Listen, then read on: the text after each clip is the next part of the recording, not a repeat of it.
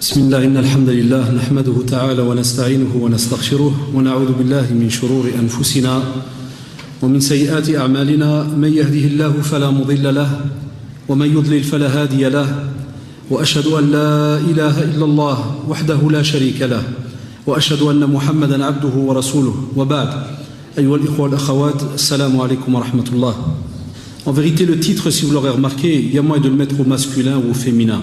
Et comme vous le savez, une affiche, elle est ce qu'elle est. Donc c'est petit, donc on a mis cela donc en disant le prince charmant ne viendra pas, mais en vérité, comme vous le savez, on peut parler de ce prince ou de cette princesse, ou bien on peut jouer, faire ce jeu de mots. Il y a un message donc derrière tout cela, c'est ce qu'on va essayer, Inch'Allah, donc de voir entre nous. Car comme vous le remarquez, donc ces derniers temps, c'est une problématique assez contemporaine, subhanallah, puisqu'on a fait un tas de conférences par rapport au choix du conjoint, le mariage, et ce sont tous des sujets qui normalement, alhamdoulilah, sont traités, sont connus. Mais on remarque que même comme ça, les gens, nos jeunes, que ça soit des fois les filles ou les garçons, des fois même les parents, entrent encore dans d'autres polémiques. C'est dommage de le dire, mais à chaque fois, on est obligé de rajouter un sujet, lakin alhamdoulilah. L'apprentissage de la religion, justement, se fait de cette manière.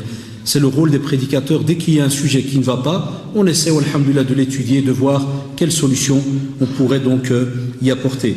Parce que, comme vous le savez, le mariage est une institution sacrée très très importante pour nous. C'est un acte d'adoration. Il doit se faire donc naturellement comme il se doit. On l'attend, mais d'une manière vraiment sincère. Depuis qu'on arrive donc à cet âge de la puberté, qu'on grandit au fur et à mesure, des petites blagues commencent dans la famille, on essaie de vous pousser petit à petit à vous marier, on vous fait comprendre, on fait des petites invocations, de temps en temps les amis aussi, certains frères, Allah izoujouk, et tu entends comme ça des petites phrases au fur et à mesure des invocations, mais on a remarqué que lorsqu'on doit mettre les pieds dans la pratique, on voit alors à ce moment-là qu'il y a certains problèmes donc qui apparaissent. Lorsqu'on parle justement de ce choix du conjoint, vous le savez qu'il y a un petit problème par rapport à ce qui est la théorie et la réalité pratique. On parle dans les conférences de tous les détails et je vous pousse à vous procurer donc la conférence sur le choix du conjoint.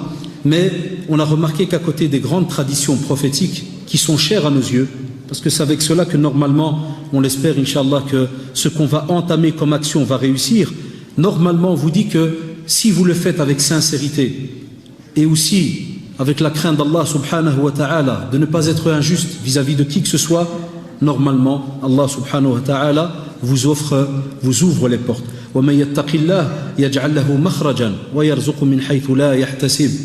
Celui qui craint Allah subhanahu wa ta'ala comme il se doit, Allah subhanahu wa ta'ala lui donne sa parole qui lui trouve des issues. Et les biens, vous en faites pas. Ils viendront de là où tu n'imagines même pas. Mais, reste Allah yarda alikoum, et c'est ce qu'on voudrait faire passer comme message aujourd'hui.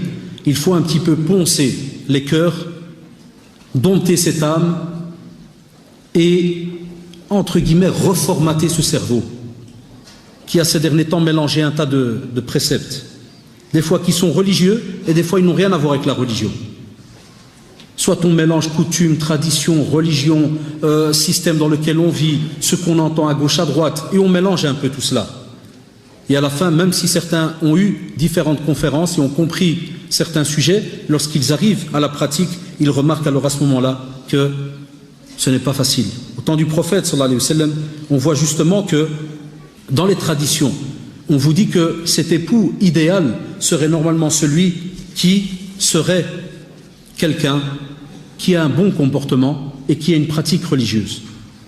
La tradition, Allah, il ne reprend pas la beauté ou quoi que ce soit. On parle du comportement et de la religion. Et lorsque d'autres traditions te disent d'aller voir comment est-ce que cette personne est, on vous dit c'est pour ce premier contact, pour voir si effectivement il y a déjà moyen de s'asseoir pour discuter. Mais ce n'est jamais une tradition pour rejeter l'autre, comme le comprennent certains. Et on le verra. Et vous avez d'autres traditions, et là, subhanallah, il y en a beaucoup plus dans ce domaine. C'est dans le domaine pratique. La douceur, compréhension, l'écoute, patience, entraide. Ça, si vous avez remarqué, nos jeunes ne s'y attardent pas trop. Ils sont au courant la plupart du temps des traditions qui te parlent de quoi? De la beauté. Ah ouais, mais il y a un hadith qui dit il faut regarder la personne. Tout le monde nous appelle. Et qu'est-ce que je peux voir? Je peux voir ses doigts de pied, je peux voir ses ongles, je peux voir ses oreilles, je peux voir ceci. Tout le monde t'appelle pour cela. Mais lorsqu'il s'agit de la pratique religieuse, Lorsqu'il s'agit d'aller voir qu'est-ce que tu as toi-même dans ton cœur, comment est-ce que tu fonctionnes, là les questions, comme vous l'avez remarqué, diminuent, mais dans la pratique, en vérité, on oublie que la théorie doit y être. Et cette théorie, on la retrouve dans les traditions prophétiques. C'est obligatoire. Et c'est pour cela que la pratique religieuse, elle a, entre guillemets, une position numéro 2 des fois chez certains. Chez d'autres, même une position numéro 3 ou 4. On fait passer en avant un tas de choses. Et puis on vous trouve des prétextes où on vous dit « Oui, mais c'est important pour le choix. » C'est important. Mais on a remarqué que certains ont tellement rajouté, de critères qui n'arrivent même plus à trouver ce prince ou cette princesse. Ils n'arrivent plus à la trouver.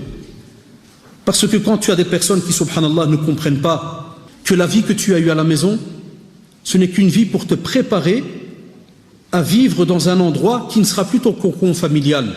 Tu vas devoir t'adapter à une autre personne. Et imaginez quand des fois on ne s'adapte même pas, entre guillemets, au caractère de son frère ou de sa sœur à la maison. Que penser alors de cette institution qui est le mariage, où tu vas avoir une responsabilité entre les mains? Alors à ce moment-là, tu comprendras pourquoi est-ce que la beauté c'est éphémère, ça passe au point 2, que l'argent est éphémère, ça passe au point 2. Pourquoi? Aujourd'hui tu es beau, demain tu peux devenir moche, pour je ne sais quelle raison. Aujourd'hui tu as de l'argent, demain tu peux perdre ton travail. Que restera?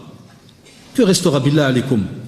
La foi en Allah subhanahu wa ta'ala, votre rattachement en Allah subhanahu wa ta'ala. Et à ce moment-là, wallah, si vous êtes un homme ou une femme pieuse, c'est cet amour, bonté, pratique de la religion, sincérité qui va se retrouver dans le couple, et c'est lui qui va faire vivre le couple pendant toute cette période où justement des fois il y a un problème qui arrive. Et c'est pour cela qu'on vous dit qu'aujourd'hui on a un petit peu compliqué les choses et on a même modelé le choix de l'époux ou de l'épouse dans certains stéréotypes, dans certaines manières qu'on a vues à gauche et à droite. Et là on vous dit à ce moment-là que ça devient très complexe. Parce qu'aujourd'hui, on a l'impression que des fois, un homme, lorsqu'il veut se marier, c'est incroyable. Alors que des fois, il s'est amusé pendant des années. Non, il cherche la femme compagnon, la femme qui était au temps du prophète, sallallahu alayhi wa sallam, avec tous les critères.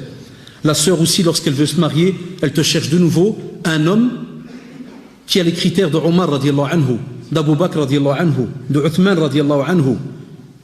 Et on te parle alors d'un tas d'actes, et on va en parler plus tard. Mais on vous dit, c'est une utopie, ça. C'est une utopie. Même au temps du prophète, sallallahu alayhi wa sallam, chez certains compagnons, il y avait des hauts et des bas. Vous connaissez le hadith, Nafaqa Handala, radiallahu anhu, et qui se sent des fois faible et autres, et Abu Bakr radiallahu anhu qui le prend chez le prophète, sallallahu alayhi wa sallam. Et on parle justement de cette foi. Elle augmente, des fois elle diminue, la personne fait face à un tas de difficultés. As-tu étudié ces problèmes-là? As-tu parlé de ces sujets-là? Au lieu de voir toujours que ce qu'on appelle les flashs et tout ce qui va, entre guillemets, j'ai bien dit entre guillemets, parce que dans la réalité des fois c'est beaucoup plus compliqué, on croit que le mariage alors c'est seulement toute cette période, toutes ces années où on va normalement vivre dans la joie et l'allégresse, avec des sourires 24 sur 24, de l'argent 24 sur 24, des gentillesses. Comme disait un écrivain dans un livre, une sœur qui avait fait un livre spécialement aussi dans tout ce qui est la psychothérapie de couple et autres, elle disait que c'est comme si la sœur imagine le frère entrant à la maison, la demander en mariage ou bien vivre avec elle, avec un Coran dans la main droite et une rose dans la main gauche. Des fois on a cette image-là de celui qui rêve, car moi celui avec qui je vais me marier, et tout ça c'est parce qu'à cause de certains ouvrages qu'on lit depuis qu'on est jeune, faut pas se leurrer les jeunes. On a des lectures bizarres chez nous aussi. On voit aussi des choses bizarres à gauche à droite dans des films et ainsi de suite. Donc on a déjà son stéréotype dans la tête. Et on s'étonne alors que ça passe pas, que ça marche pas. Et comment tu vas avoir deux images dans la même tête? Et deux images qui ne peuvent pas cohabiter dans la même tête et dans le même cerveau. L'image normalement donnée par le système prophétique et l'image donnée des fois par le système qu'on voit à gauche à droite dans les masses médias et autres. Comment tu veux fonctionner de cette manière? C'est pour ça que certains à la fin ça devient la déglingue. Il ne sait même plus qu'est-ce qu'il doit choisir. Elle ne sait plus ce qu'elle doit choisir. Sans oublier ceux qui vont graviter autour de vous et qui vont vous rajouter des remarques, rabaisser certaines choses, et ils vont des fois vous donner certaines remarques par rapport à ce que eux... Alors vous imaginez celui qui avant même qu'il se marie, qu'il entend cela, soit il est dégoûté du mariage, soit il pensait se marier demain, il va le reporter dans un an. Ça c'est grave, c'est pas logique. C'est pour cela qu'on demande que les choses soient faites d'une manière consciencieuse. Ça doit être étudié d'une manière bien structurée. Et se poser la question, qu'est-ce qui est prioritaire? Qu'est-ce que je dois regarder avant de faire un pas? Qu'est-ce qui est prioritaire à mes yeux? Si je veux me marier, qu'est-ce que je vois dans ce couple? À quoi je donne vraiment la première place? à la crainte d'Allah subhanahu wa ta'ala, à taqwa Allah. Parce que grâce à taqwa Allah, tu as le comportement. Tu n'insulteras pas, tu ne frapperas pas, tu ne rabaisseras pas la personne, tu ne seras pas injuste. Pourquoi? Parce que justement la définition de cette taqwa, c'est que tu mets un bouclier entre toi et le mal. Tu mets justement un bouclier entre toi et le mal. Si tu n'as pas taqwa Allah, tu peux aller lire 500 000 livres. Quand tu te marieras, tu ne resteras qu'un animal. C'est celui qui crie, qui frappe, qui se plaint tout le temps du matin au soir. Donc c'est normal qu'aujourd'hui on a un gros pourcentage de frères et de sœurs qui vivent de cette manière et qui font peur aux autres. Et à ce moment-là, alors tout le monde freine, on s'arrête et puis on change alors normalement les fameuses conditions qu'on était censé avoir au début, qui étaient très simples, comme l'ont fait nos parents dans le temps, comme l'ont fait aussi certaines premières générations ici, comme nous en Belgique. Puis après maintenant les choses se sont donc compliquées. C'est pour cela que on a 3 grands points très très importants, c'est-à-dire il y a les barrières à l'entrée, il y aura la rencontre du prétendant, et puis il y aura la décision finale. Et vous allez voir, chemin du combattant. Beaucoup vont en sortir blessés, amputés. Il y en a le jour où il pense au mariage, jusqu'au jour où il va croire qu'il va se marier. Wallah, et certains m'ont juré, parce que j'ai pris un tas de témoignages, il y en a qui m'ont dit ça après 6 ans. Un frère m'a dit 6 ans, un autre 2 ans. 2 ans de va-et-vient. Une sœur a envoyé un témoignage, 4 ans. Un autre frère, wallah, je parle encore avec lui hier, je prenais son témoignage, il me dit, ma sœur, ça fait 2 ans qu'il y a du va-et-vient. Chaque semaine, il y a une nouvelle petite condition. Chaque semaine, j'ai un doute. Chaque semaine, la personne réfléchit. C'est une musiba. On n'a pas ça dans le Coran et la Sunna. Ça ne fonctionne pas de cette manière. Naam, c'est vrai, quand tu vas au salon de l'auto, tu as le droit d'entrer dans la BM, tu testes. Ça ne te plaît pas, tu rentres dans l'Alfa Romeo. Ça ne te plaît pas, tu vas à la Merco. Puis si d'une nouveau t'es dégoûté, tu peux refaire un tour. Parce qu'il te donne un ticket d'un jour. Là, sur la même chose. Elle va, elle achète, je sais pas moi, elle va chez H&M ou autre, elle achète une robe ou n'importe. Il te donne dans le ticket, il te dit retour après 15 jours. Oh, pendant 15 jours, vas-y, hmaq, remets la chemise, reprends une autre. Il y a même certains qui vont faire des mariages avec, puis ils les ramènent. Ça, c'est une parenthèse. Qui religieusement, on ne peut pas, mais bon, ça, c'est un autre problème. Donc tu peux remettre et prendre. Vas-y, amuse-toi, prends des fringues et remets-les le lendemain. Mais ici, c'est une vie. Ici, c'est un investissement. Va découler de votre union, de cet acte d'adoration, une progéniture, un enfant, subhanallah, qui sera normalement un adorateur d'Allah, subhanahu wa ta'ala. Voilà ce qui prime. Qu'est-ce qu'on va laisser sur cette terre? Qu'est-ce qu'on va laisser sur cette terre, et shabab? Ça, c'est important. Ça, c'est les questions qu'on doit se poser, ceux qui veulent se marier.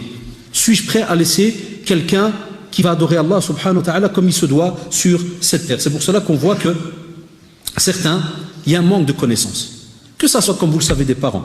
Que ça soit, quand on dit des parents, par rapport à l'éducation qu'ils ont donnée à leurs enfants. Comment est-ce qu'eux-mêmes, ils ont vécu? Des fois, la manière de vivre de certains parents va détacher sur les enfants. De cette manière-là, comme les enfants ont vu les choses, wallah, ils vont le ressentir au moment du mariage, au moment de la demande. Et vous le savez, si jamais une fille ou un garçon ont vu de la vie de couple beaucoup de points positifs, en général, on le voit statistiquement, ils voient le mariage d'une manière beaucoup plus positive que celui qui a grandi ou celle qui a grandi dans une famille où il n'y avait que des cris, des insultes, ou un père qui est inerte comme un cadavre, il rentre du travail, puis il se couche position couchée jusqu'au matin, pas de sourire, rien du tout, ou une mère qui a toujours une tête jusque par terre. Comment cette sœur verrait le mariage? Comment ce frère verrait le mariage? Là, la crainte commence alors, elle s'installe. Ça, c'est des réalités, subhanallah. Et on vous dit à ce moment-là que ce manque de connaissances a fait même qu'on va plus loin. Il y a des sujets qui aujourd'hui sont devenus, subhanallah, à cause de ce qu'on entend dans les médias, c'est devenu une honte, ou bien on n'ose pas. Lorsqu'on parle des droits, devoirs et obligations de l'époux et de l'épouse, on n'ose plus, parce que c'est devenu la honte. Pourquoi est-ce qu'on dit la honte? Parce que vous allez le voir plus tard, certains dès qu'ils rentrent dans ces sujets-là, ça fait tilt chez l'autre. Ah, il commence à me demander les droits, devoirs et obligations. Agib, il a l'air structuré celui-là. Mais celle-là, elle a l'air trop structurée. Alors ça fait paniquer le type. Là, sur la même chose. Alors que, subhanallah, c'est de nouveau une demande religieuse, émanant du Coran et de la Sunna. Allez voir dans les conférences qui en parlent. Tout musulman vit dans des droits, des devoirs, des obligations, que ça soit Allah entre lui et son Seigneur, entre lui et Allah subhanahu wa ta'ala, entre lui et les créatures, les êtres humains, les animaux, les plantes. On a des droits, des devoirs et des obligations.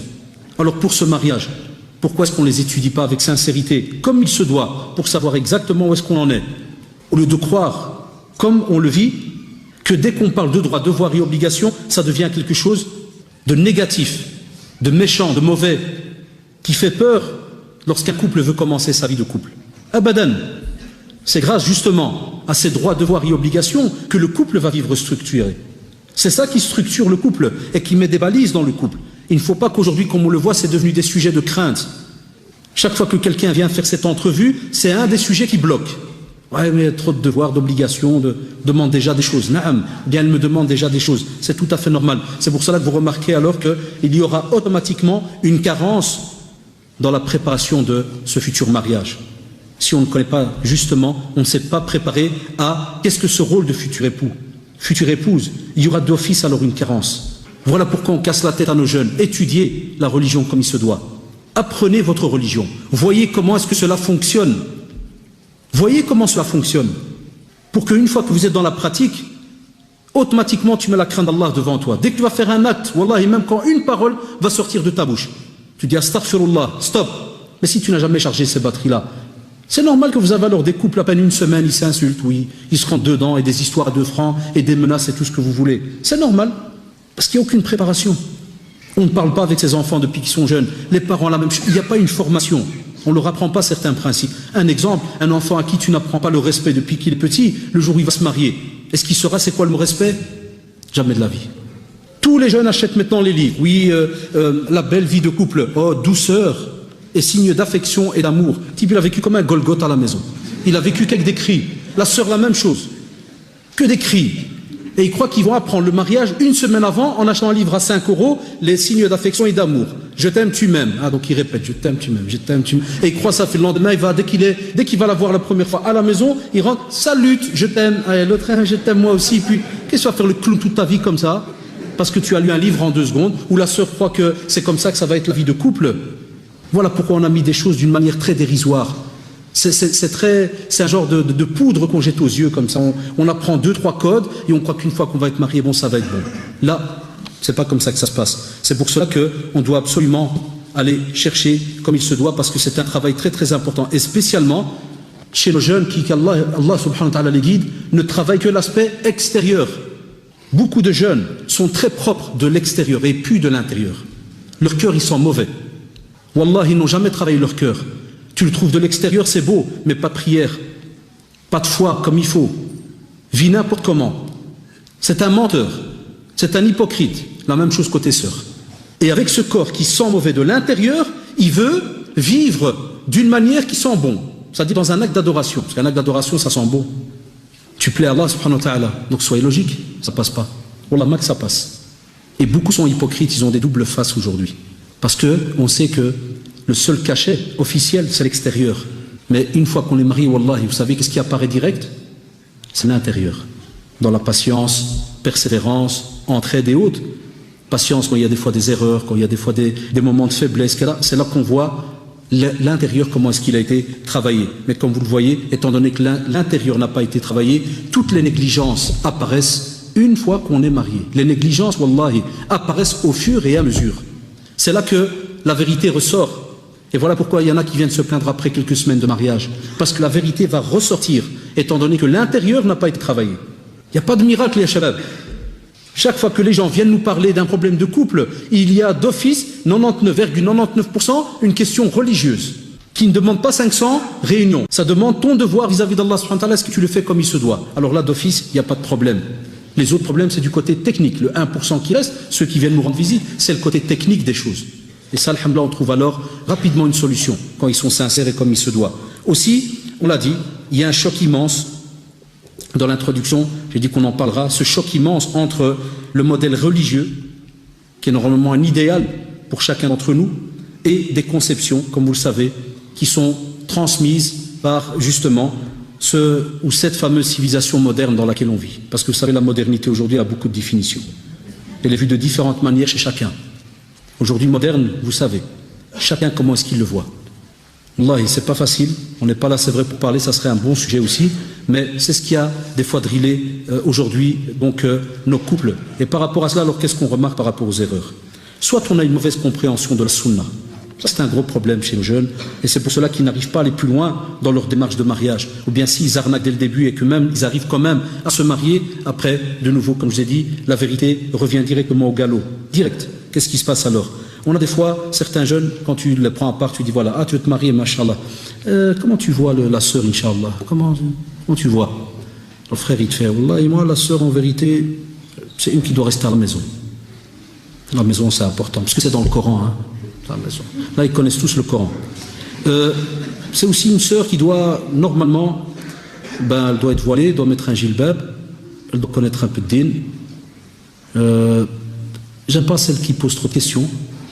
Parce que c'est pas bien, les questions, c'est bien mon frère, ça amène des problèmes. Et les problèmes, ça amène de la nervosité. Et la nervosité, tu deviens saoul, tu sais plus ce que tu fais. Donc tu peux des fois péter, taper, kadallahu alam. Donc je dis à l'époux, je préfère lui faire comprendre, il ne faut pas poser trop de questions. Ça se termine pas bien. Ah, mashallah, et quoi d'autre? Alors il te dit, oui, moi je voudrais aussi qu'elle soit quelqu'un, subhanallah, très serviable. En vérité, c'est un lapsus, il voulait dire que ça soit une servante. Mais il te dit, je voudrais qu'elle soit très serviable. Ça veut dire, c'est le style que, par exemple, s'il est assis dans le fauteuil, c'est le rêve des fois. Hein. Le gars, il dit, Wallah, tu serais assis là le soir après le boulot, t'es crevé, et Fatima, je veux un verre d'eau. Oui, Mohamed. Il est là, il imagine la scène, alors elle court, elle vient, elle lui dépose le verre. Fatima, il manque la glace. Oui, Mohamed, Aoud, elle court, elle part. Ça va, Mohamed, oui. Si tu veux rien d'autre, tu sais, ça serait l'idéal, ça, l'épouse qui, tous les 10 secondes, tu veux pas quelque chose. Tu dis non, ou 10 secondes après, tu veux pas quelque chose. À un point où un jour elle te met même un petit CD, tu veux pas quelque chose. Il suffit que tu appuies la sonnette, elle vient. Il y en a qui ont ça comme ça en tête. Toi, d'être l'idéal. Celle aussi qui ne va jamais répondre, même si elle s'énerve, elle devra la fermer. Ça sera gentil, parce qu'elle sera craintive d'Allah subhanahu wa ta'ala. Et celle aussi qui accepte que le pouvoir revient à l'homme. Parce que c'est aussi un problème, c'est comme trop de questions. Tu as les questions et le pouvoir. C'est des sujets qu'on ne partage pas en général. Et puis là, une chose, quand tu vas alors chez la sœur, tu dis, c'est quoi ton idéal? Ah oui, c'est le frère qui viendrait, avant de rentrer à la maison, qui m'appellerait 50 fois, qui me demanderait tous les 10 minutes comment je vais, est-ce qu'il pense à moi, est-ce que je l'aime bien, est-ce qu'il tient encore à moi? Subhanallah. Ça serait quand il rentre à la maison, direct, mais direct à la seconde, il est dans la cuisine, il m'aide.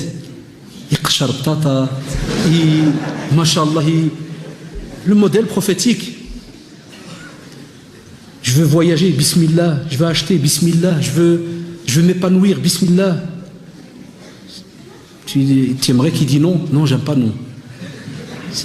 Non, c'est négatif, ça attire aussi les problèmes, c'est comme les questions. Parce qu'il n'y a déjà pas de questions, il y aura d'office non. C'est très psychologique, il faut suivre. Hein. Ouais, c'est de la logique pure, hein. C'est un mec qui dit tout le temps non. Donc la sœur, elle est habituée à non. Donc d'office, elle voudrait un mec qui ne dit pas non. Alors il se bloque déjà, il ne se marie pas des fois. Pour ça, on verra après. Et tu dis oui, je voudrais qu'il parle avec douceur. Je voudrais ceci, je voudrais cela. Quand tu vas voir dans la réalité, c'est l'inverse. Tu as le frère qui veut vraiment, oui, qu'elle reste à la maison. Le jour où il se marie, ben effectivement, pas aller chez ma mère, non. Pourquoi? Ça a été il y a un mois. Hein.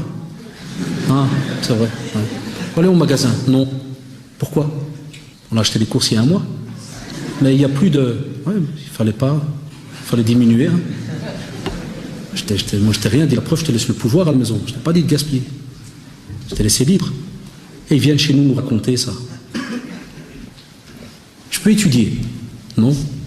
Mais tu m'as dit que l'acquisition du savoir, c'est une obligation. Oui, quand c'est un cas de force majeure. J'ai oublié de te dire, parce que j'ai pas pu terminer la phrase, le père avait déposé le thé. Désolé, je l'aurais dit. Hein. Ah.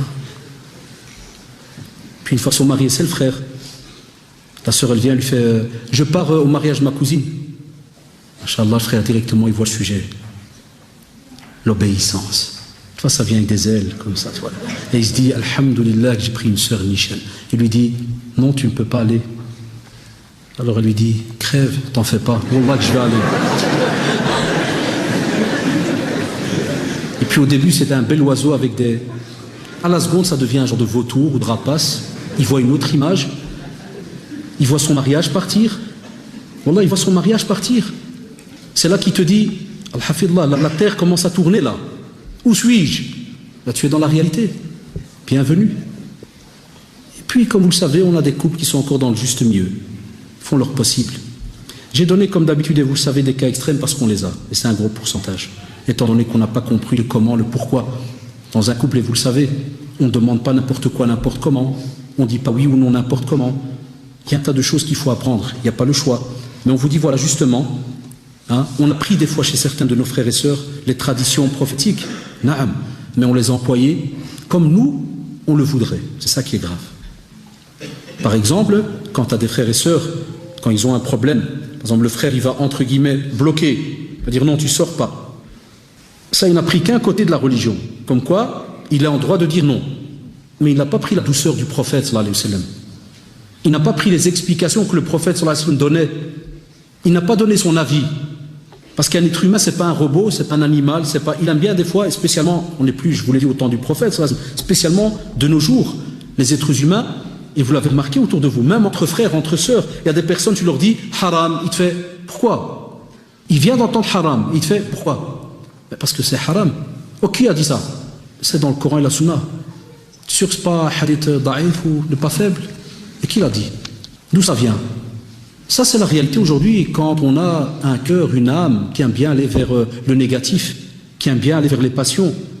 On ne répond pas automatiquement comme il se doit. Donc de ce fait, les choses se sont compliquées. Alors on vous dit, quand vous parlez de la sunna entre vous, lorsque vous allez vous préparer à vous marier, allez chez quelqu'un qui s'y connaît. Déjà là, c'est aussi un problème. Parce que même chez les jeunes, et je ne tourne pas autour du pot, on a les light, on a des open, des fashion, on a des purs et durs, on a 36 marques. Donc toi, et sur qui tu vas tomber? Si tu tombes sur un mec qui vient d'être éjecté par sa femme au tribunal depuis 3 ans, et qui paye une pension alimentaire sur 25 ans, sur la dès que tu vas et tu lui dis comment fonctionne avec une épouse, comment tu crois qu'il va te répondre? Imaginez-vous, subhanallah, si tu vas chez quelqu'un qui est justement dégoûté, tu vas chez quelqu'un qui ne fonctionne pas comme il se doit, comment est-ce que tu vas faire? Et c'est pour cela que, on vous dit, s'il vous plaît, renseignez-vous vraiment sur les choses, comment elles sont. Comment elles sont. Quand est-ce qu'on peut dire oui? Et si jamais on dit non, comment? Le pourquoi? Est-ce qu'on va être injuste? Est-ce qu'on va commettre une erreur? Est-ce qu'on est dans le juste au moins? Ça, c'est des choses qu'il est important aujourd'hui que nos jeunes se renseignent par rapport donc à cela. Et c'est pour cela que cet idéal, Allah dit que certains de nos jeunes ont en tête de penser qu'il va avoir cette personne devant lui, homme ou femme, qui ne s'énerve jamais, qui ne dit jamais non, qui ne fait jamais rien, Ça, c'est un cadavre, ça s'appelle. Un cadavre, si jamais un jour c'est faisable, tu peux le louer, tu le déposes sur le fauteuil, Wallah, il ne va jamais te casser la tête. Tu cries avec, il ne dira rien, il ne va pas répondre. Est-ce que c'est ça la vie d'un musulman? Jamais de la vie, et vous le savez. Ce n'est pas la vie d'un musulman. Kullu bani Adam khatta, et vous le savez, tout fils d'Adam commet des erreurs. C'est pour ça que le prophète sallallahu alayhi wa sallam a laissé des traditions pour les deux. Pour la sœur, il lui dit, voilà, attention, ne renie pas avec la belle vie que vous avez eue ensemble. Quand on parle de yunkirna al-ashir, il ne faut pas renier un peu toute cette vie que vous avez eue en commun. On l'apprend à l'enfant depuis qu'il est jeune. Aux garçons, on a des traditions, rifqan bil qawarir, vous savez, les verres de cristaux, soyez doux. L'image est donnée donc de ces verres de cristaux. Quand tu as un verre de cristal, est-ce que qui a de la valeur, est-ce que tu en fais ce que tu veux? Tu le prends doucement. Ceux que quand le iPhone est sorti là, il fallait le voir comment il le tenait en main, comme s'il avait un œuf en main. Tellement c'est incroyable, c'est ceci, c'est cela. Mais dès qu'il a une femme en main, vas-y, fara'. Alors des fois, certains choisir l'iPhone ou la femme, ben vas-y. Il y a même des femmes qui espèrent devenir un iPhone. Tu dis au moins, il va me prendre doucement, il va kada, il va... Et pour les hommes, la même chose, subhanallah. Il te dit, quand mon épouse, elle reçoit un cadeau de quelqu'un, oh là là, elle le prend doucement, elle l'emballe, elle le met dans un truc, dans un sonde d'or caché au fin fond de l'armoire, mais quand c'est le mari, vas-y, fara' au kanzid. Passe à côté comme si de rien n'était, et ainsi de suite. Comment est-ce qu'on t'a appris cela? Comment est-ce que tu as appris cela? C'est ça l'idéal dans un couple? Jamais la vie. Donc on vous dit, Allah d'alikum, renseignez-vous. L'erreur n'est pas à l'islam, l'erreur c'est à nous. C'est nous qui fonctionnons des fois vraiment système brouillon, et ça c'est pas bon. C'est pour cela aussi que dans les besoins et les désirs, on vous dit aussi qu'aujourd'hui, certains rôles ont été dénigrés. Parce que, et vous l'avez remarqué dans certains débats télévisés ou autres, on a honte, spécialement les musulmans, de dire les choses comme elles sont, dans un juste milieu. C'est ce qu'il faut chez les débats. Soit dans certains débats, on vous amène un tordu tout à fait à côté de la plaque, ou bien on vous amène un liquidateur qui va liquider la religion de A à Z, qui va à chaque fois dire ça, il n'y a pas chez nous, ça, il n'y a pas chez nous. Non, on a des droits, des devoirs et autres, mais on a aussi des rôles à la maison. Et par exemple, un des rôles qui a été dénigré et que c'est devenu aujourd'hui la honte, même quand tu le dis, c'est quand on parle du rôle de la femme, par exemple, chez elle à la maison. Quand on parle du rôle de l'homme au travail.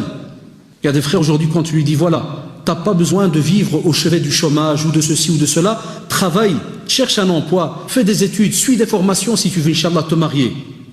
Il le prend mal si tu rentres dans ma vie. Comment ça, qu'est-ce que je rentre dans ta vie? Comment tu vas vivre une fois marié? Tu vas attendre tout le temps pour aller chaque fois au CPS ou au chômage? Quand tu lui dis, si ta femme a de l'argent, tu ne peux pas le toucher, parce que c'est son argent. C'est dans la religion, ça, c'est son argent.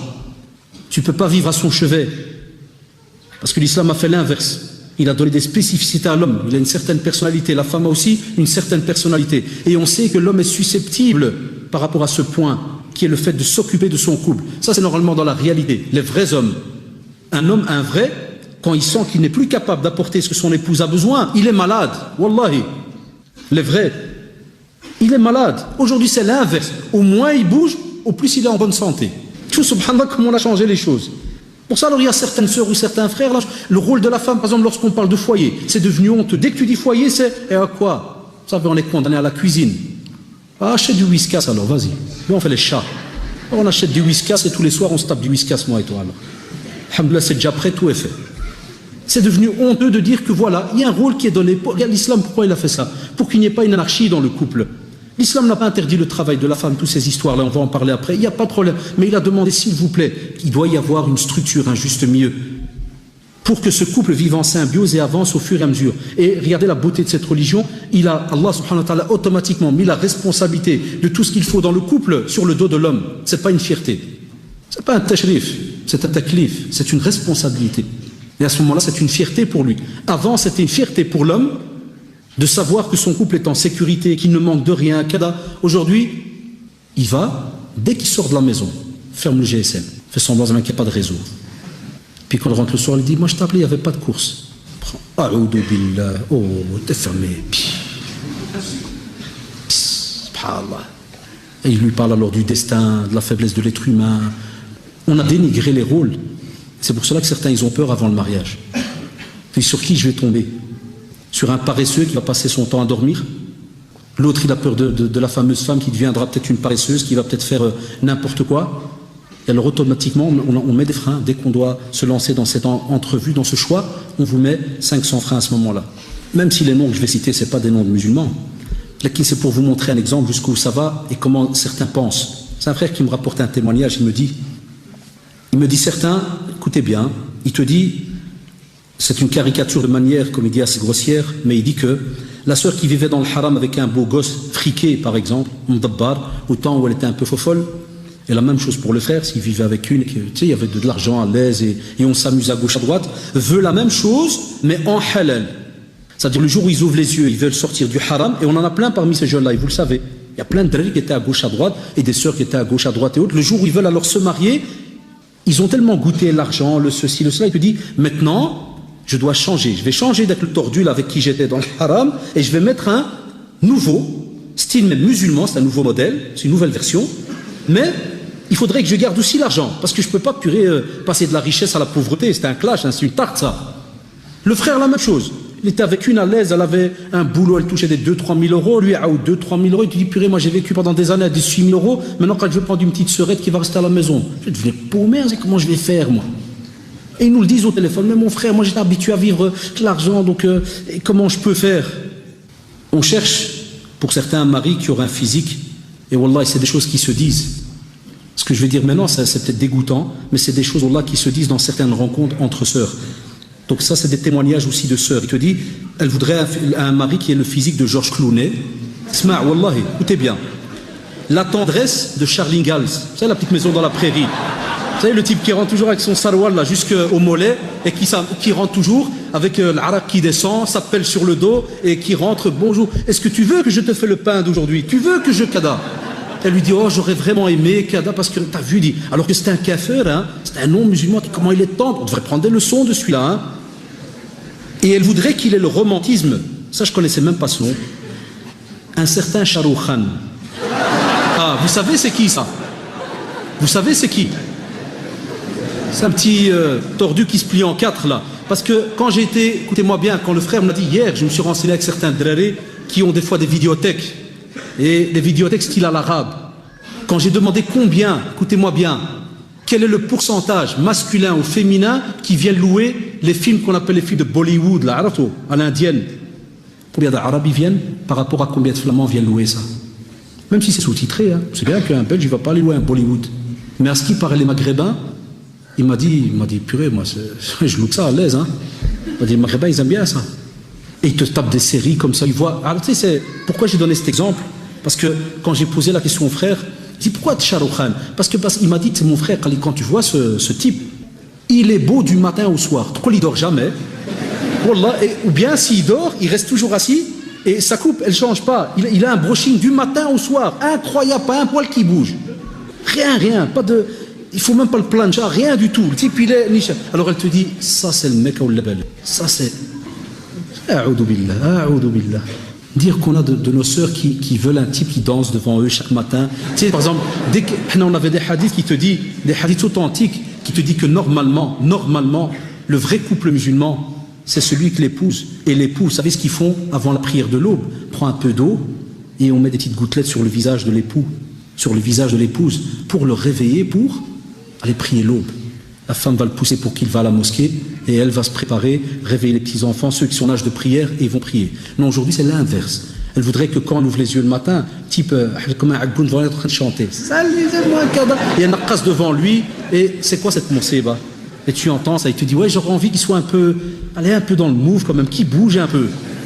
Et il y en a, wallah, qui me l'ont dit même au bureau, parce que des fois j'ai eu des couples où tu vois le frère, il est comme ça, tu sais, ça se voit que c'est calme, c'est vraiment un lent, il est comme ça, kada. Puis la soeur elle me dit, mais monsieur, vous voyez bien, il est mort, monsieur, il est mort, regardez, il est tout le temps comme ça. Moi je veux qu'il bouge, qu'il sautille, qu'il. Alors elle, qu'est-ce qui se passe? Elle transmet cela à un autre, une autre copine. Quand la soeur vient lui dire, ouais, il y a un frère qui est venu me demander en mariage, comment il est? C'est un calme, subhanallah. Oh, fais gaffe. Oh, moi, je sais c'est quoi. Moi, j'ai un de ces cadavres ambulants chez moi à la maison. Quand il ouvre la bouche, alors qu'il y a une mu'jiza qui va se passer. Il va sortir quelque chose. Le type, il est calme, il est bien, attention. Wallah, il est bien. Mais t'entends rien du tout. Il doit avoir l'humour de Gad Elmaleh, là. Ça, c'est aussi une monseba. Il y en a plein qui le disent, ouais, il doit être karkeh, je veux qu'il me fait des blagues, je veux qu'il me. Comment ça? Non, on peut parler, on peut. Le professeur Sallam faisait, entre guillemets, des blagues, mais qui étaient justes. L'histoire avec la vieille personne et autres. Des choses qui, subhanallah, l'islam demande de sourire. Le prophète Sallam sourit et autres. Mais que tu veux un feinteur, soi-disant du matin au soir, c'est quoi ce choix? Alors quand ils font des enquêtes, ils demandent exprès. Est-ce que c'est un type qui feinte? Il y en a qui nous l'avouent, qui disent, ouais, voilà, on me pousse à faire une enquête, j'ai ma soeur, elle veut se marier avec un mec, et elle me demande, quand je vais faire mon enquête, de voir ce que c'est un feinteur. Alors imaginez la scène, le frère il doit arriver devant le type, salam alaikum, ça va, tout va bien et tout, c'est toi qui me demandais ma soeur, ouais et tout. Ouais. Tu connais la blague du Marocain et de l'Italien dans l'avion? Enfin, le frère il va lui dire, non, subhanallah, je connais pas. Tu connais l'histoire du cafard qui a rencontré la soupe? Non, je connais pas. Il retourne à la maison, alors, je connais aucune blague, ni du Marocain, ni du cafard, rien du tout, je connais rien, parce que... La seule blague, et qu'est-ce qu'il connaît? Il connaît une blague, il m'a dit, à ce qui paraît, quand tu parles, tu peux pas mentir, ou... C'est pas un hadith, non, je sais pas, il m'a dit, quand tu parles, faut pas mentir. C'est quoi ça? On a ces témoignages, wallahi. C'est catastrophique, pour certains. Et puis, comme vous le savez, la fortune de Bill Gates, s'il y a moyen, ça c'est pour finir. Ça veut dire que là, il doit vraiment, et ça vous le savez, c'est devenu même les conditions aujourd'hui pour commencer un mariage. Il faut qu'il y ait un ashir, il faut qu'il y ait des liasses. Amma que tu viens, tu commences à lire des versets que Allah subhanahu wa ta'ala il est razzaq, ça tu peux les lire à ton père à la maison. Parce que si tu viens devant ton futur beau-père et tu lui sors 2-3 versets comme ça, t'es mort. Il va te faire comprendre c'est qui est razzaq.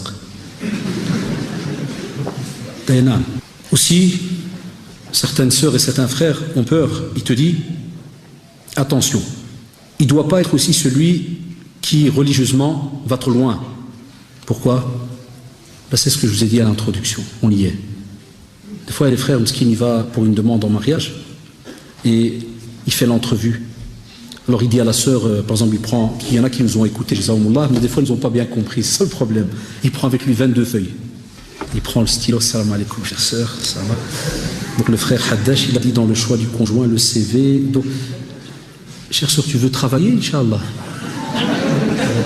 Je dois dire oui ou non? Non, mais c'est moi qui te demande, tu veux travailler ou pas? Oui. Ah, ça commence déjà mal, chère sœur. Mais c'est rien, on va. Si jamais les 5 autres tu réponds bien, Inch'Allah, il y a moyen, Wallah, il y a moyen d'arranger. Puis il avance, il descend. Après, il lui dit voilà, ça c'est une chose. Ah, chère sœur, les droits, devoirs et obligations. Tu ne pourras pas donc sortir, je crois que tu sais, ça c'est dans le Coran. Hein. Tu te rappelles, et tu ne peux pas, et tu ne peux pas, et tu ne peux pas, et tu ne peux pas. Tu dois me respecter, hein, tu sais ça. Il ne faut pas lever la voix, il faut pas. Wallah, il y a des frères, hein, il est sincère, Wallah.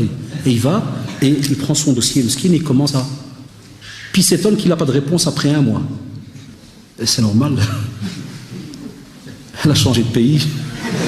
Elle a changé d'adresse même, peut-être. Elle me dit, là, je vais me marier avec. On n'a encore rien fait. Il m'apporte, machallah, 500 obligations, droits, devoirs, cadas, ceci, cela. Donc on vous dit déjà, certaines erreurs se passent au moment où la personne vient, avec le tact, la manière dont tu vas introduire le sujet. Parce que dès que tu vas voir Qu'est-ce que la personne a en tête par rapport à la crainte d'Allah, subhanahu wa ta'ala, sa pratique et autres. Là, quand tu vas discuter de ces sujets-là, qui aujourd'hui, comme je vous l'ai dit, font peur à tout le monde, parce qu'ils ont mal été pratiqués, on l'a dit tout à l'heure, à ce moment-là, tu vas parler et d'une certaine manière poser certaines questions. Donc c'est très très important. Et c'est pour cela qu'on a mis que ce laxisme qui est ici, c'est la libre expression du moi. Ça veut dire que chacun essaie à travers ses passions et tout ce qu'il a comme désir, des fois futile, de voir si celui qui est en face va être connecté de la même manière. Grosse erreur. On va à une entrevue et on sait très bien que la sœur a un plan en tête et le frère il a aussi un plan en tête. Ils ont un plan tous les deux. Qu'est-ce qui se passe alors? Si, comme on le sait, ils ont un plan tous les deux, alors à ce moment-là, qu'est-ce qui se passe? Chacun va s'occuper du moi, comme un business. Il veut ce que lui il veut. Et ça, c'est pas normal. Toujours, quand vous allez demander ce fameux époux qui est à vos yeux idéal, cette épouse qui est à vos yeux idéal, il y aura toujours un juste milieu. Il y aura des choses qu'on va devoir poncer par-ci, par-là. C'est d'office. Impossible que tu crois que tu vas te marier avec l'homme comme toi tu le conçois, ou la femme comme toi tu la conçois. Il y aura d'office des petites choses où il faudra essayer de voir, où on va un peu laisser, on va un peu voir tel sujet, tel ceci, tel cela. Ça, c'est très très important. On vous dit aussi que certains, lorsque par exemple, ils entament ces démarches et font par exemple la prière de l'istikhara, la prière de consultation, il est important d'abord de se renseigner comment est-ce qu'elle se fait. Parce que certains, de nouveau, dans le choix de leur épouse ou de leur époux, ils compliquent déjà à peine les premiers jours de questions-réponses. Qu'est-ce qu'ils font? Il a une première rencontre, il va, il fait l'istikhara, il dort, il fait un cauchemar, il fait non, c'est pas elle. Non, c'est pas elle. Là, sur la même chose. Elle le voit, ça fait, ils font des questions et tout, elle va, elle dort, elle se réveille. Elle dit à sa sœur, purée, j'ai fait un de ces cauchemars, j'ai vu le type en 3 têtes. Et alors, elle que c'est pas lui. Ah, je le prends pas, tu sais. Dis à mon frère qu'il l'appelle, je veux pas. Non, l'istikhara, il faut aller voir dans la sunna comment elle se fait. Et on vous dit, tu dois avancer. Et comment les résultats vont être interprétés. On a mis ici une drôle de phrase, on a dit la subjectivité prend souvent le dessus sur les éléments objectifs. Des fois, on voit comme ça certaines choses et on prend directement une décision. Alors qu'on est censé normalement avancer au fur et à mesure. S'il y a des petits freins, on bloque, on réfléchit, on revoit les choses, on réavance. Puis après, vraiment, si ça ne va plus, on freine. Mais pas directement parce qu'on a capté quelque chose comme ça à la seconde et ainsi de suite. Et d'office, comme je vous l'ai dit au début, pas comme aussi pensent certains que c'est directement dans un sommeil et c'est la seule décision qu'on prend à ce moment-là. Donc on vous dit, faites attention aussi par rapport à tout ce qui est donc la prise de responsabilité. On a remarqué aussi que ces derniers temps, lorsque la personne veut se lancer dans un mariage, on a aussi l'inverse, il y a des jeunes qui veulent des fois parler à leurs parents, demander certaines choses et on remarque alors qu'il y a des fois comme un rejet. Soit il y a des parents qui ne veulent pas prendre la décision, ne veulent pas aider, ou bien d'autres parents, ça prend 10 secondes. Qu'est-ce qu'ils font? Tu dis non, moi je veux qu'ils soient de tel village et de telle nationalité. Voilà, ça c'est 2 critères. Et ça, on voudrait que les futurs parents que vous serez, Inch'Allah, ce système change. Que ce système soit aboli, qu'on le change. Et que les parents discutent avec leurs enfants. Et si vous avez l'occasion de discuter avec vos parents, transmettez ce message. Un mariage, c'est quelque chose qui se discute, alhamdoulilah, en famille, et on prend des avis. On écoute des conseils. On laisse aux jeunes aussi un peu de décider, de donner ce qu'ils ont un peu en tête. Ça, c'est quelque chose qui manque et on vous dit que c'est très très important. À ce moment-là, si jamais, soyez logique, ce frère ou cette sœur ne trouve ni un imam à qui discuter, ni un père, ni une mère, ni un savant, il n'y a personne avec qui discuter, qu'est-ce qu'il lui reste? Eh bien, vous en faites pas, il sera Inch'Allah aidé par Facebook, forum, chat, MSN, c'est les grands machaïrs contemporains qu'on a ces derniers temps, et vous avez tous les savants dedans. Facebook, je vous ai dit, je suis connecté maintenant. Al-ulama, a'tallah, tabarakallah, les savants, il y en a. Il n'y a pas de problème, hein. Tu te connectes à un et tu dis qu'est-ce que tu penses de? Tu auras 500 000 qui vont te répondre. 500 000 mouftis. Et chacun va te donner sa manière dans laquelle il a vécu, ses expériences, c'est ceci, c'est cela. C'est catastrophique. On n'apprend pas la religion, comme vous le savez, de cette manière-là. Et on vous dit alors à ce moment-là, soyez logique. Si tu commences à te renseigner d'une manière qui est erronée, comment va fonctionner tes démarches, eh bien vous le savez, il y a des jeunes qui se rencontrent sans mahram, qui font des rencontres dans les parcs, dans les buissons et compagnie. Tout commence dans le haram. Comment voulez-vous après que cela va donner quelque chose? Des fois, il y a même des sœurs qui pensent qu'un mahram, c'est sa sœur à elle. Et elle s'étonne après que c'est sa sœur qui va se marier avec le type. Allah, comment ça? Ils ne savent pas, ils nous le disent au téléphone.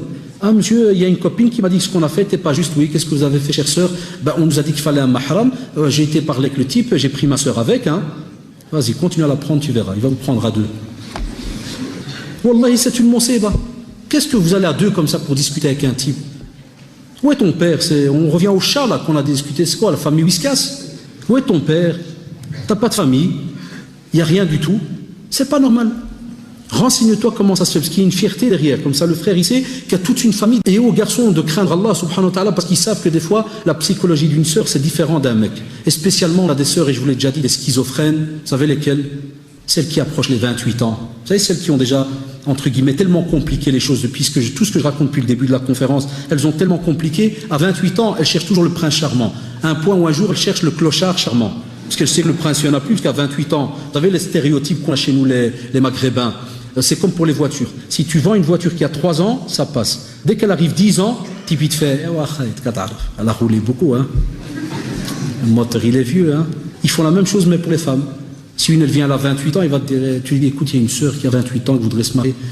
Et 28 ans, purée, elle était jetée où, celle-là? Qu'est-ce qu'elle a attendu 28 ans, elle était où? Là, on a des remarques comme ça.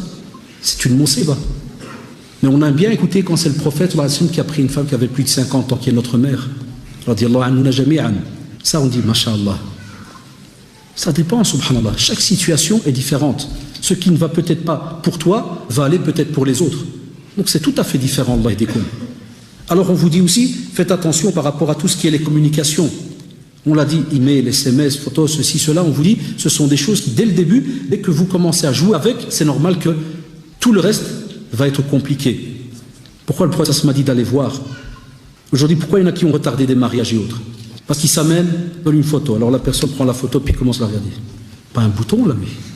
Ah, purée. Alors qu'on sait que des fois la photo n'a rien à voir avec la tête, pour du vrai des fois. Et si toi tu t'es trompé, tu as donné une photo au moment où tu étais un peu stone, au moment de la puberté, 52 boutons, tu es mitraillé de partout, tu as donné la sœur, dit purée, je suis pas marié avec une tête de puits, ou là c'est quoi celui-là?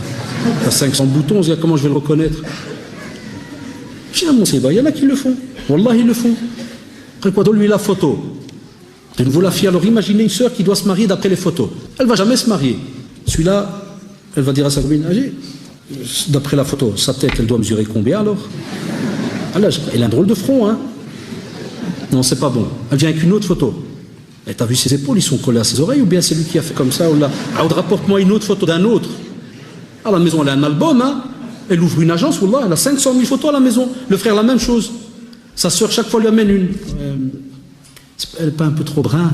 Tu vois, moi, je suis un peu blanc-bec, là. Brun, ça fait 2 taches qui marchent. Non, je crois que je ne veux pas prendre la sœur. Alors, elle lui ramène une autre photo. Ah, c'est ses cheveux, ça. Oh. Qu'est-ce qu'elle a comme maladie, Mskina? Mais non, ça, c'est la coupe des Hindawiya et tout. Tu ne connais pas la star Hindawiya? Ça, c'est chez les foufous. Mais on a aussi chez soi-disant les pratiquants qui le font. Il se passe des photos de sœurettes et de freurettes. Alors là, c'est un autre discours. Purée, la barbe. Tabarkallah. Une vraie tête de moujahid, machallah. Ah, celui-là, tabarkallah, le gymnase, c'est direct. Hein. Mais je trouve là les yeux qui bougent, qui s'approchent trop du nez. T'en as pas une autre? Oui, j'ai un autre frère, à ce qui paraît, hein, qui va celui-là. Là, il est bien. Il a une petite tête comme ça. Devant la mienne, ça fait un peu une boulette devant une... Non. Et voilà, eux aussi, wallah, il y en a qui le font. Tout un paquet de photos. Voilà sunna là-dedans. Voilà pourquoi beaucoup de mariages se sont compliqués ces derniers temps. Pourquoi ils ont pris du temps avant de se marier. C'est une vraie moussiba de ce côté-là. Et c'est pour ça, comme vous le savez, le message maintenant avec ça, c'est pour vous dire quoi? C'est que, comme vous le savez, certains accordent, wallahi, beaucoup d'importance, spécialement au physique. Et à ce moment-là, commencent même alors à condamner d'autres. Parce que comme on vous dit, comment fonctionnent des jeunes? Je voudrais bien savoir des fois comment fonctionnent les jeunes aujourd'hui pour dire qu'à 21 ans c'est une vieille, à 18 ans c'est une jeune, à 23 ans, c'est comme si un jour, hein, imaginez la scène, une sœur dirait « Oh purée, je viens d'avoir 23 ans, c'est trop tard, je suis foutu ». Ou qu'un frère il dirait « Moi j'ai 35, mais c'est parce que j'ai quelques problèmes, j'ai pas pu me marier », t'entends l'autre qui dit 35, t'aurais eu 32, il y en avait une. Voilà, comme alors tu as un booster. Combien? T'as 400 €, t'aurais eu 500, il y avait un de ces boosters de la mort. Ça fonctionne comme ça. Tu les entends discuter au pif. Il manque 1 €. Ouais, la pratique, la crainte d'Allah subhanahu wa ta'ala. L'âge, vous savez, une fois que vous êtes mariés, les années, Allah, ça passe très vite. Nous qui sommes mariés des 18 ans, 19 ans, on a presque 40 maintenant. Et fais-nous le beau gosse d'il y a 18 ans. Fais-nous le tout mince là. C'est vrai, avant on avait les pectos, ils étaient là. Maintenant, bon, comme on est un peu fatigué, ils descendent un petit peu. Chez certains, vous savez de quoi je parle, ils sont plus vers le bas que vers le haut. Et après, qu'est-ce qui reste? Qu'est-ce qui reste? Il reste la religion, c'est ce qu'on espère. Pas, subhanallah, des petits détails par rapport à, spécialement, on va dire entre guillemets, des petits stéréotypes comme ça. Oui, je dois absolument, tout doit être nickel. Et je vous en passe, wallahi. C'est dommage, je vous ai dit aujourd'hui, je donne les exemples les plus tordus parce que c'est eux qui nous demandent. Ils nous disent, voilà, on est condamnés. Il y a des sœurs ou des frères qui, à cause d'un petit accident quand ils étaient petits, par exemple, balafré. T'as des frères ou des sœurs qui ont une petite balafre sur le visage. Alors quand le frère, il la voit, il dit, ah, il y a pirate. Ça, je vais la présenter à mon père ou à ma mère. Ça passe pas, ça, hein. Il ne faut pas la religion, là, non. C'est-à-dire, celle-là, les condamne, il doit retrouver un autre pirate.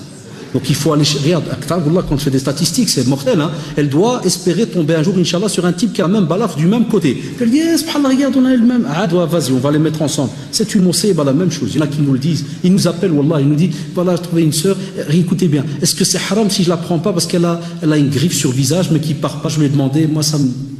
Pourquoi? Tu sais bien, il y a le regard, il y a même mes cousines, la famille, ils vont rigoler de moi. Subhanallah.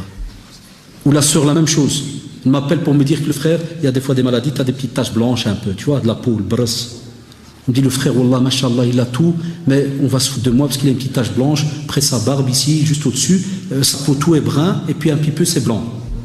Mais ça, c'est flagrant, ça se voit, et j'ai peur que ça va me taper la honte. Est-ce que c'est haram si je dis non? Tu sais combien il y en a qui nous appellent, qui sont en peine dans l'entrevue, et qui doivent dire oui ou non? Et beaucoup ne nous appellent pas pour dire oui, ça j'ai jamais eu au fait. Oui, cher frère, c'est haram ou pas parce que je vais refuser le mariage, il ou elle prie trop la nuit. Je lui ai demandé faire Qiyam Layl tous les jours. C'est trop, je peux refuser. Ça j'ai jamais eu, subhanallah. Ça il n'y a pas. C'est que sur des. Alors si on a dit l'aspect physique, on a dit l'aspect religieux comme vous le savez, il est important. Ça maintenant on doit parler de choses qui sont importantes. C'est par rapport à l'aspect religieux. C'est là qu'en vérité nos jeunes devraient passer le plus de temps par rapport à tout ce qui est ce côté qui va normalement gérer votre couple, qui va être votre programme journalier. C'est-à-dire quoi? Tout ce qui est le programme religieux entre vous. Ce que vous allez devoir vous enseigner entre vous. Ce que vous allez devoir enseigner à vos enfants. Où est-ce qu'on en est? Billah alaikum. Ça on n'en parle pas. Moi je disais des fois, mais je sais que religieusement on ne peut pas. Façon de parler, c'est pas haram. Mais on vous dit, il ne faut pas trop ouvrir cette porte. Moi, j'étais pour faire des examens avant le mariage. Je vais dire une chose que je sais que certains ne vont pas aimer, mais c'est rien, j'en prends la responsabilité. En Belgique, par exemple, si un converti veut une attestation pour aller au pèlerinage, on doit lui faire un petit test, c'est vrai ou pas? C'est comme ça, on nous demande de le tester, est-ce qu'il connaît bien la prière, est-ce qu'il connaît les ablutions. Une fois, pour rigoler avec un cheikh, il était d'accord avec moi, il m'a dit, Allah, en vérité, il faudrait faire ce test à tous les musulmans de Belgique. Et ça, nous, on le sait dans la pratique, parce qu'ils viennent au bureau, on a un bon tiers qui ne prie pas, et vous le savez, qui ne connaît pas la prière. Eh bien, pour le mariage, la même chose. Puis là, allez, comme, mais vous le savez, qu'on ne se mente pas. Parce que je peux faire même la chose maintenant, et vous verrez. Tu prends un mec qui vient, soi-disant, il vient pour demander ta fille en mariage. Prends une belle question, tu dis, donne-moi ce qui annule les ablutions. Le basique, il va te dire, si on urine, on va à sel. Et ouais, après, on ne fait pas grand-chose, hein, par ces deux choses-là. C'est tout. Parle-moi de la vie du prophète, sallallahu alayhi wa sallam. Donne-moi son nom de famille, les oncles, nom de ses épouses, ses enfants. Vous allez voir. Tous c'est les couples musulmans qu'on va marier pour demain. Et vous le savez, la base de l'islam n'est pas connue. Moi, je le vois quand je discute avec des jeunes. Cite-moi les piliers de l'islam, déjà le béguet. Quand tu dis les piliers de la foi, tu fais, ah, il y a encore d'autres piliers. Oui, il y en a encore 6. 6 et 5, ça fait 11. Mais on m'a dit qu'il y en a toujours 5. Oui, ça, c'est les piliers de la foi. Pire, Allah ne m'a jamais parlé de ça. Et vous le savez. Mais allez discuter de l'argent, de la beauté, de ceci, de cela. Non, ça, tu trouves des discussions pendant des heures là-dessus. Ils ont des dilemmes. Est-ce que je prends ou je ne prends pas? On vous dit aussi que lorsque l'on vient pour justement voir ces personnes, certains frères et sœurs déjà se plaignent. Il y a des frères qui me disent, qu'est-ce qu'elle fait la sœur? Le gars, par exemple, il va venir à la maison pour la voir. Ils ont pris rendez-vous et tout. La sœur, depuis que le type est assis en face, elle est pliée en 3. Sa tête, elle est quasi presque collée sur la table, comme ça. Et le type, pendant 1 heure, il est ma'addab. Il fait semblant qu'il la rend trachar. Il regarde comme ça. Hein, il m'a dit l'adab. Il dit j'ai rien vu, j'ai vu 2 trous de nez parce que j'ai fait comme ça avec son nez. Il dit j'ai rien vu monsieur, je vais me baser sur son nez, comment je vais faire? On doit voir des adultes, on ne vous demande pas de faire la folle, on ne demande pas aux frères de faire le fou, mais on vous dit islamiquement tu as le droit de regarder, pas avec un regard d'envie, mais le regard qui va faire, comme a dit le prophète à ce compagnon, va voir, pour voir s'il y a quelque chose qui peut vous attirer tous les deux. Comme je vous ai dit, à côté, on fait n'importe quoi, mais dès qu'on vient pour vraiment décider pour sa vie, chacun est plié en 3. C'est pas logique. Là aussi, il faut structurer donc cela. D'autres, qu'est-ce qu'ils font? Ils viennent avec un CV, mais falsifié. Et vous savez, il y a des frères et sœurs qui viennent avec des CV, quand ils vont discuter tous les deux, wallahi, la personne me disait, écoutez-moi bien, il dit une personne qui se présente avec un CV falsifié lors de l'entretien d'embauche. Il dit, on voit bien que la description donnée n'est pas du tout cohérente avec le contenu de l'entretien. Une personne qui se présente alors qu'elle n'a aucune des compétences requises, elle n'a fait aucune démarche d'apprentissage, son CV est vide. Il dit, cette personne ne donne même pas l'impression d'avoir ouvert un livre, ne fût-ce que de 50 pages sur le mariage. Ça se voit, certains, ils viennent, c'est vide. Ni la sœur a de quoi raconter, ni le frère a de quoi raconter. Rien du tout. Comment voulez-vous, billahi alaykoum, après cette rencontre, qu'il y ait une décision qui soit prise? De quelle manière? Impossible. Tu ne peux pas en sortir quelque chose. C'est impossible. Et on vous dit alors, certains, lorsqu'ils parlent, exagèrent aussi dans les choses. De nouveau, Allah subhanahu wa ta'ala ne t'aidera pas. Sois honnête. La sœur, entre guillemets, va peut-être te demander sur Qiyam al-Layl ou sur quelque chose, ou le frère va peut-être te demander sur certaines pratiques religieuses. Allah yarda alaykoum, dites la vérité. Dites la vérité, s'il vous plaît. C'est ce qui a fauché plein de couples. C'est comme un système, comme m'a dit le frère ici, là, l'exemple qu'il m'a donné, c'est comme un système d'embauche. On veut montrer qu'on est bardé de diplômes, alors qu'en vérité, il n'y a pas. Et spécialement celles qui se font avoir sur les chats et compagnie. Et ceux aussi qui se font avoir de ce côté-là. C'est déjà illogique, et vous le savez. On vous dit, soyez honnête par rapport à ce que vous avez comme compétence. À ce moment-là, alors, la religion ne sera plus un conflit. Parce que c'est ce que nous on a fait aujourd'hui. Non, à l'inverse, quand on est honnête, eh bien à ce moment-là, on discute avec la personne pour voir qu'est-ce qu'on sera capable de bâtir plus tard par rapport à ce côté religieux durant notre vie de couple. Mais aujourd'hui, comme m'a dit un frère, par exemple, il m'a donné son témoignage, il m'a dit, quand tu vas, écoutez-moi bien, le frère il va, il se retrouve face à la sœur. Il n'y a pas style prière, famille. Non, il m'a dit, elle a commencé directement, assalamu alaikum, alaykoum salam, cher frère, je voudrais savoir, es-tu violent? On l'a dit. Es-tu colérique? Est-ce que tu es quelqu'un de doux? Est-ce que tu communiques? Est-ce que tu es quelqu'un de tendre et attentionné envers ton épouse? Tu fais partie de quelle secte? Est-ce que tu pratiques la polygamie ou bien cette question n'a pas sa place, kada, kada, kada? Ah, voilà comment fonctionnent les questions chez certains. Comme pour dire que si jamais le frère lui... Es-tu violent? Non. Colérique? Non. Doux? Oui. Ça va, je te prends. Vous savez, ce n'est pas comme ça qu'on base toute une rencontre de questions. Ce n'est pas de cette manière-là. Et c'est pour ça qu'on vous dit, marda alaikum, soyez honnêtes. Chacun d'entre nous, Allah sait si c'est quelqu'un de colérique. Mais alors il y en a qui nous répondent, ouais, mais alors je ne pourrais pas me marier. Va te soigner. Subhanallah. Nous, au lieu d'aller soigner, on a trouvé alors l'excuse qui nous donne la permission d'aller alors se marier alors qu'on est malade. Là, sur la même chose, il y a des sœurs qui disent, ouais, moi quand je crie, je frappe. Il y a des sœurs comme ça maintenant. Et pire, les plus dangereuses, c'est lesquelles? C'est les sœurs qui vont se taper du street fight et tout dans les clubs de sport. La sœur fait le lundi du kung-fu, mercredi du stretching, vendredi de l'élongation, et le vendredi elle pète à la maison. J'ai eu un réflexe. C'est toi qui es trop approché. Il y a même des sœurs qui suivent du Krav Maga maintenant. Va, approche-toi d'elle, Allah qu'elle plie. Eh naam, le frère la même chose. Ça c'est une moussiba qu'on a. C'est là-dessus qu'on base nos mariages, c'est là-dessus qu'on base nos choix. De cette manière-là, c'est pas logique. C'est pour cela qu'on n'ose pas dire la vérité. Ah, mais une personne qui dit la vérité, et avec sincérité, en général, le message, il passe. Ici, alhamdoulilah, vous savez, c'est pas pour rien que le cœur, il capte. Quand tu as quelqu'un d'honnête en face de toi, et que tu fais comprendre que justement, voilà, je cherche quelqu'un pour m'aider en ce sens. La personne peut voir s'il a cette force de pouvoir t'aider, de cheminer avec toi ou pas. Et si ça ne va pas, alhamdoulilah, quand tu étais dans le ventre de ta mère, le 120e jour, vous l'avez toujours répété, c'est dans les 40 nawawi, 120e jour, tu as justement tout qui est bien écrit. À toi d'être honnête et d'avancer. Tu n'auras que ce qu'Allah subhanahu wa ta'ala t'a destiné. Tu n'as pas besoin de mentir. Pas besoin de faire beau par rapport à ce que tu vas dire. Aussi, comme on vous dit, Certains, yarhamkallah, un frère m'a même dit qu'il est arrivé même des fois dans une discussion de parler, écoutez-moi bien, c'est pas des blagues. Hein. Qu'est-ce que tu en penses? L'escargot, il halal ou haram? Tu mangerais de l'escargot? Ah, dis-moi oui, je mange l'œuf si tu veux, de la pierre, du béton. Moi je veux me marier, vas-y, tu veux que je mange du béton, je le mange. Change ton escargot par du béton si tu veux. Est-ce que c'est une question qu'on pose lorsqu'on est dans une entrevue? Alors la sœur elle dit, ouais mais c'était pour, vous avez dit tout à l'heure, c'était pour voir ses connaissances en jurisprudence, en ceci, en cela. Non, pas de cette manière. Donc on devrait faire tout un cours sur la manière de poser aussi donc les questions. D'autres y restent pendant, un frère me raconte, pendant une demi-heure, c'est une sœur qui raconte, pendant une demi-heure, elle polémiquait avec le type sur la longueur du voile. Parce que le type il lui fait, c'est comme ça que tu portes ton voile d'habitude.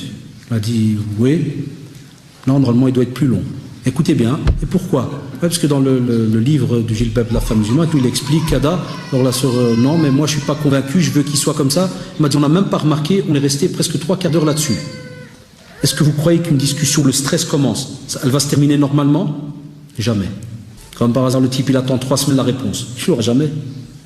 Mais allons voir la manière, comment est-ce qu'on va discuter par rapport au choix qu'on a et qu'on voudrait qu'il y ait. Mais est-ce que ce choix, c'est toi qui vas l'imposer?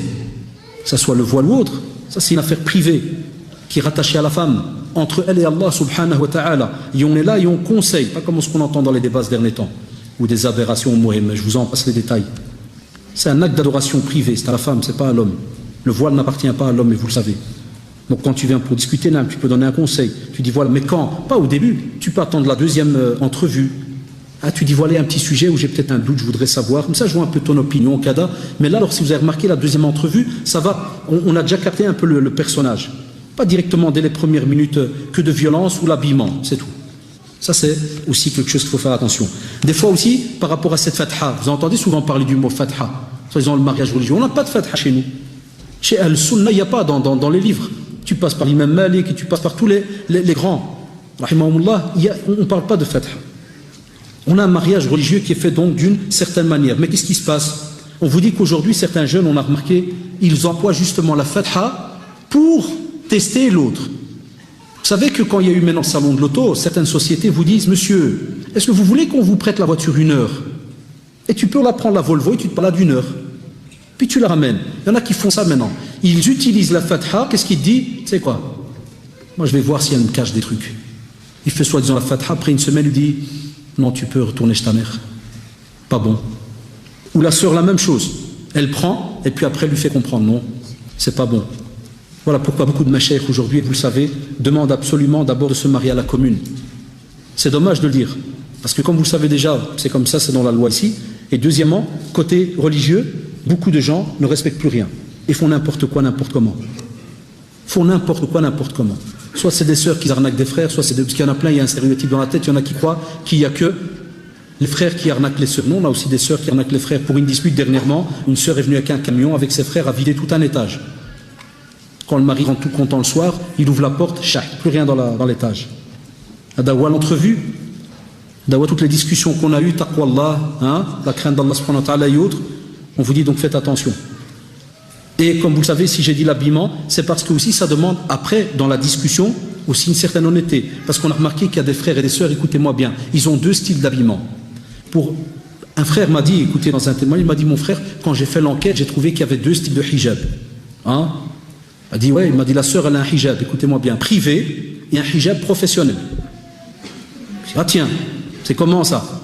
Elle m'a dit, quand tu viens à l'entrevue, machallah, c'est un long voile. Mais si jamais tu fais de l'espionnage, on m'a dit c'est un petit bandana, pirate.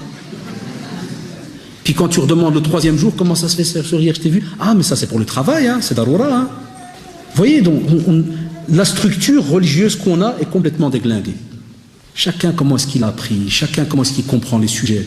Ça c'est important de structurer, donc aussi. La même chose. On discute à ce moment-là, des fois certains discutent des études religieuses. Combien de sœurs, ces derniers temps, ont arrêté des entrevues parce qu'on a beaucoup de jeunes, jazahumullah, ils ont des idées, c'est bien, des projets, mais à peine il vient, après 2-3 minutes, chez sœur, tu pars en Égypte, il vient à peine la demander là. Je lui dis pourquoi? On va l'étudier l'arabe. Elle ne veut pas partir. Ah, ou d'un deuxième, il vient. Chère sœur, par au Yémen, elle va faire le tour du monde, elle dit. Chaque fois qu'il y a un prétendant qui vient, il veut la prendre dans un pays. Et il y a des sœurs qui font maintenant la même chose aux garçons. Au lieu qu'on discute d'abord de certains sujets bien clairs avec lesquels tu vas commencer ton mariage demain, ou la sœur, on fait la hijra, on part demain, on va aller habiter là, on va faire ceci, on va... C'est normal que de nouveau il y a des frères qui te font non, moi je retourne chez elle, je suis malade, il faut là, ça va être purée. Elle a déjà préparé la valise. Oui, oui. Il fait non, moi je retourne pas. Et de nouveau, le mariage est retardé, subhanallah. C'est incroyable, wallahi. Mais on le voit nous dans la pratique tout le temps. C'est des questions qui maintenant se posent. Et des fois on dit à certains jeunes, subhanallah, vous, tout est bon, il vous reste plus que l'affaire des études. Eh bien, Allah alaikum, il y a des cours d'arabe en Belgique. Wallah. Il y a des instituts religieux en Belgique. Prenez rien que le Merkez maintenant, il y a toute une institut supérieure de licence en langue arabe. Chaque d'élèves, trentaine, quarantaine. Et des fois, il y a des jeunes qui disent pas la vérité. Il y en a qui aiment bien parce que ça fait, hein, on part en Arabie, ouais, on part kada. Non, c'est bien. Mais tu ne peux pas mélanger études, idées de mariage, idées de ceci. Tu ne vas jamais t'en sortir. Beaucoup de jeunes ont dû arrêter. Parce qu'ils savent que c'est difficile de prendre l'épouse avec. Alors, qu'est-ce qu'il fait? Il commence l'entrevue, il fait semblant de rien, tantan. Il fait l'acte, il fait le mariage, puis il part le lendemain en Arabie. La fille reste ici suspendue 4 ans. Chaque fois qu'il revient après 6 mois, oui, t'en fais pas, Inch'Allah, on va aller ensemble. Et elle continue à arriver. Elle voit la Kaaba tous les soirs. Chaque fois qu'elle voit les copines, oui, je pars en Arabie, je pars en... 3 ans après, où tu vas? Je pars en Arabie. Ah, c'est loin l'Arabie, ouais, t'as vu, je marche, hein. Ça fait 3 ans qu'elle... Hein, elle a la même chose. Quand on vient justement pour discuter de tout cela, on vous dit faites attention. Ça ne doit pas être quelque chose qui va bloquer dans votre mariage. Mais alors on va dire aux jeunes ou à la sœur qui a ce projet en tête de structurer donc cette question-là. Aussi, parmi les choses qui bloquent, carrière professionnelle. La carrière professionnelle.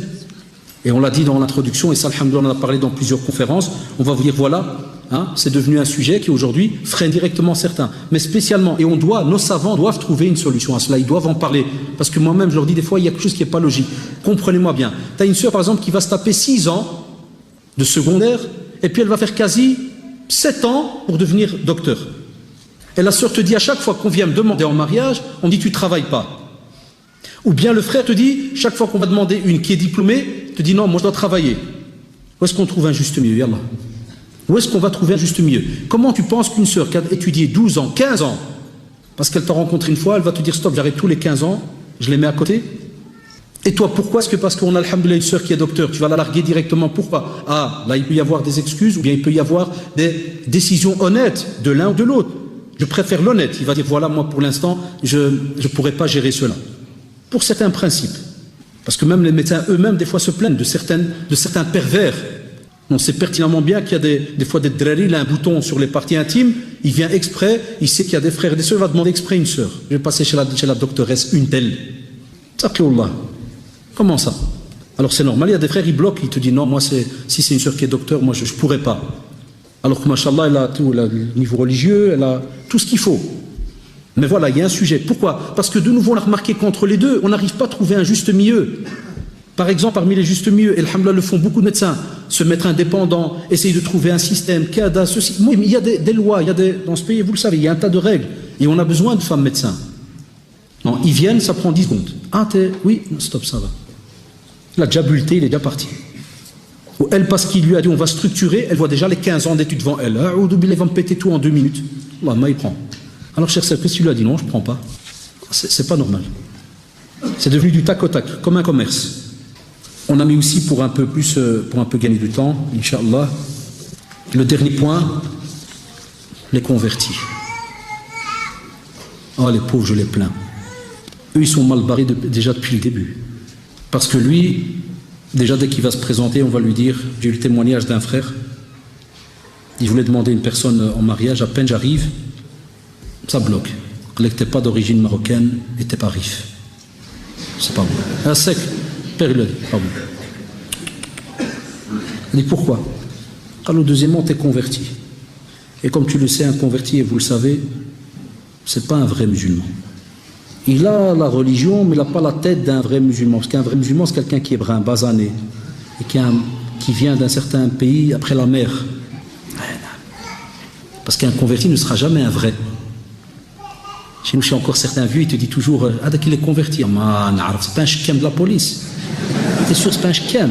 Ah, na'araf. » Il y en a beaucoup ces derniers temps, c'est bizarre. Celui-là est déjà condamné. Chaque fois qu'il va se présenter, le père il va le regarder comme ça. Comment il t'appelle? Vandenberg. Vandenberg. Le père il fait direct un film dans sa tête à 10 secondes. Il dit à sa fille après, lui fait juste un gosse, tu vas l'appeler Mohamed Vandenberg. Et au consulat, quand on va m'appeler devant tout le monde et tout le monde qui me connaît dans le quartier, Mohamed Vandenberg. Et moi, comme je vais avec mon fils Mohamed Vandenberg, Allah m'a dit rien. Allah m'a tu le prends. Abadan. On trouver un autre, Vandenberg. Allah m'chtarajim. Elle est convertie. Désolé pour vous, hein, on aurait aimé vous aider, mais il n'y a pas moyen. Je ne peux pas vous offrir plus. C'est pour ça que c'est un tout petit sujet, converti. Non, et ce frère me dit, Mskin, il me dit, voilà, encore aujourd'hui, dans les rencontres pour discuter, il y a encore ce qu'on appelle une protection parentale, mais dans l'ignorance. Les parents ont le droit d'enquêter. Qu'il soit converti ou pas, parce qu'un converti, ce mot, en vérité, on doit l'effacer. Mais on le dit, c'est plus pour comprendre que, il est musulman, comme c'était au temps du prophète, sallallahu alayhi wa sallam. Donc on doit fonctionner dans les règles religieuses comme on fonctionne avec un musulman de souche. La même chose. On doit donner les mêmes droits, mêmes devoirs, mêmes obligations. Discute de la même manière, avec honnêteté et sincérité.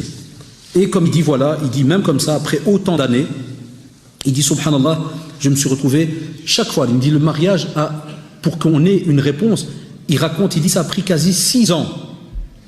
Si ce n'était pas la conversion, le problème.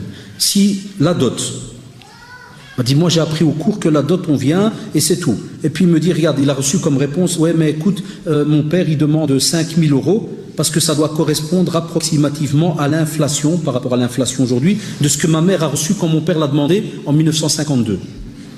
Comme ça lui explique. Le type, il m'a dit, oh, c'est comme ça, Rachid, c'est comme ça que ça se calcule en islam. Il faut voir l'inflation. Je dis, l'inflation de quoi? De pour la dot. Qui a dit ça? Ouais, dans la famille où j'ai été. 6 ans de va-et-vient. Et après, il est arrivé au mariage, et là-dessus je termine. Il me dit, subhanallah, j'arrive pour parler donc du mariage. Et il me dit, lorsque on va justement parler seulement de la fête, il m'a dit, moi je suis parti de l'idée, ouais, l'islam, la famille, Kada. Il me dit, là on dit, écoute, pour la nourriture, c'est un traiteur, il demande 50 € par personne, il y aura 300 personnes. Puis il a dit, ouais, la ziana, c'est 1000. Et la bague, il faut 2000 parce que tu sais bien, les cousines, elles ont tous eu des bagues. Et ça serait la honte si moi je n'ai pas de bague. Il lui a dit, tu peux prévoir un petit 2000 € pour les divers. Plus de fois, il y a des petits... Il m'a dit, wallah, j'ai fait un calcul, je suis arrivé à plus ou moins minimum dans les 20 000 €. Il m'a dit, frère Rachid, c'est comme ça en islam? Non, hein. Mais vas-y, va le baratiner au frère. Va lui lire des traditions, des versets. Là, si tu le fais, pour lui, tout le reste, c'est des hypocrites. Il va dire, mais il n'y a pas ça. Ça, c'est un problème qu'on a aujourd'hui. Allah jazikum bikhair, vous avez remarqué qu'on arrive à la fin, il y a le verdict. Certains, qu'Allah les guide, ne répondent pas. Ça, c'est aussi un signe de mauvais comportement. Il y a des sœurs ou des frères, parce qu'il y a eu une entrevue et 2-3 points, ils ne sont pas d'accord, ils s'éclipsent. Wallah, tu ne les revois plus jamais. Et ils laissent la sœur attendre pendant des semaines, des mois. Et il y a des sœurs, qu'Allah les guide. Des fois, c'est aussi des pressions des parents. Ils laissent le frère poireauter pendant des mois. 5-6 mois, le gars n'a toujours pas de réponse. Ça, c'est pas bien. Tu viens pas de commander un objet. Hein. Des fois, quand tu commandes un frigo spécial, il dit dans 3 mois, monsieur. Si tu ne commandes pas une option, hein. Si c'est une vie de couple que tu prépares. Donc, on vous dit, il faut absolument faire attention par rapport à cela.